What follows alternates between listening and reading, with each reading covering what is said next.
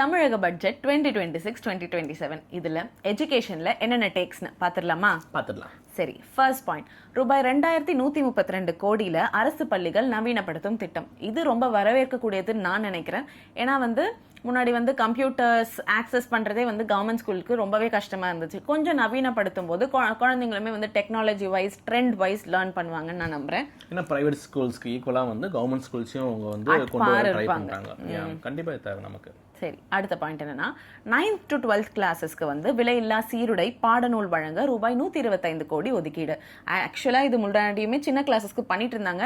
9th to 12th extend பண்றாங்கன்னு நான் நினைக்கிறேன். இல்ல ஆல்ரெடி இவங்களுக்குமே இன்க்ளூட் பண்ணியிருந்தாங்கன்னா அதையுமே கமெண்ட்ல ஷேர் பண்ணுங்க. அண்ட் அடுத்த பாயிண்ட் என்னன்னா பள்ளி பாடத்திட்டத்தை மறுசீரமைக்க ரூபாய் 25 கோடி ஒதுக்கீடு செய்யப்படுகிறதுன்னு பட்ஜெட்ல அறிவிச்சிருக்காங்க. இதுவுமே ஒரு நவீனப்படுத்துதல் தானே. ஏன்னா நம்ம படிச்சதே தான் நம்ம பேரண்ட்ஸுமே படிச்சிருப்பாங்க. ஒரு பாயிண்ட்ல ஒரு ஜெனரேஷனா நம்ம இப்படிதான் படிச்சிருப்பாங்க. சோ ஒரு சில சேஞ்சஸ் கொண்டு வந்திருப்பாங்களே தவிர ஃபுல்லா மாத்திருக்க மாட்டாங்க. ட்ரெண்டுக்கு ஏத்த மாதிரி இதெல்லாம் மாத்துறாங்களான்ட்டு நம்ம பார்க்கலாம். அண்ட் அடுத்த பாயிண்ட் என்னன்னா போதை பொருள் இல்லாத தமிழ்நாடு பள்ளி அளவில் செயல்படுத்த ரூபாய் 7 கோடி நிதி ஒதுக்கீடு. இதுவுமே ரொம்ப வரவேற்கக்கூடிய விஷயம் தான். இதுதான் சின்ன வயசுல அடிக்ட் ஆயிட்டாங்க அப்படின்னா அவங்க வெளியே கொண்டு வரது ரொம்ப கஷ்டம். சோ அதுலயே அவங்களோட ஸ்கூல் எஜுகேஷன் ஸ்பாயில் ஆயிடுச்சு, அவங்க லைஃப் அவ்வளவுதான். அதுக்கப்புறமா திரும்ப அவங்க எஜுகேஷனுக்குள்ள கொண்டு வரவே முடியாது. சோ அப்பவே அந்த அடிக்ஷன்ல இருந்து அவங்க வெளியே கொண்டு வந்து அவங்களை படிக்க வச்சிட்டோம் அப்படின்னா 12th வரைக்கும் முடிச்சிட்டாலே போதும். அதுக்கப்புறமா அவங்க ஹையர் எஜுகேஷன் போறாங்களோ இல்லனா வேலை செய்றாங்களோ லைஃபே நல்லா செட்டில் ஆயிடும்.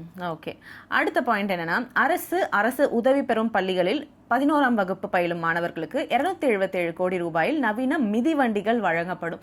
இதுவுமே ரொம்ப நல்ல விஷயம். இது ஆல்ரெடி பண்ணிட்டு இருக்கிறது தான் நினைக்கிறேன். பட் ஆனா கொஞ்சம் இப்போ கொடுக்க இதுலயுமே நவீன அட்வான்ஸ்டா கொடுப்பாங்க போல. அடுத்த பாயிண்ட் என்னன்னா இது வரைக்கும் நம்ம ஸ்கூல் பசங்களுக்கு பார்த்தோம் இல்லையா, இப்போ கல்லூரி மாணவர்களுக்கு வெற்றி மடிக்கணினி திட்டம், இதுக்கு ரூபாய் 2000 கோடியில் திட்டம் அறிவிச்சிருக்காங்க. ரொம்பவே ஹெல்ப்ஃபுல்லா இருக்கும். ஏன்னா ஒரு இன்ஜினியரிங் காலேஜ் போயிட்டு ஒரு டக்குன்னு ஒரு ப்ராஜெக்ட் பண்ண லேப்டாப்னா 40,000 டக்குன்னு பாக்கெட்ல இருந்து ஸ்பெண்ட் பண்றது ரொம்ப கஷ்டம். ஆல்ரெடி அம்மா லேப்டாப் கொடுத்துட்டு தான் இருக்காங்க. சோ அதுக்கு மேல ஓகே, நெக்ஸ்ட் என்னன்னா ஓவராலா ஸ்கூல் எஜுகேஷனுக்கு மட்டும் 44,527 கோடி 2026-2027 ஒதுக்கீடு செஞ்சிருக்காங்க அப்படின்ட்டு மரிய வில்சன் நிதி அமைச்சர் அறிவிச்சிருக்காரு. அடுத்து உயர்கல்வித்துறைக்கு பார்த்தா, அதாவது காலேஜ் எஜுகேஷனுக்கு 8,393 கோடி அறிவிச்சிருக்காங்க. ஆக்சுவலா எஜுகேஷனுக்கு நீ என்ன பண்ணாலும் தப்பு கிடையாது. இப்ப காமராஜர் பண்ண அதே விஷயத்தை தான் இவர் பண்றாரு. சோ அதோட நம்ம எஜுகேஷன்ல ஸ்பெண்ட் பண்ணிட்டோம்னா நம்ம அந்த குழந்தைங்களோட ஃபியூச்சர் பத்தி இது பண்ண வேண்டாம்.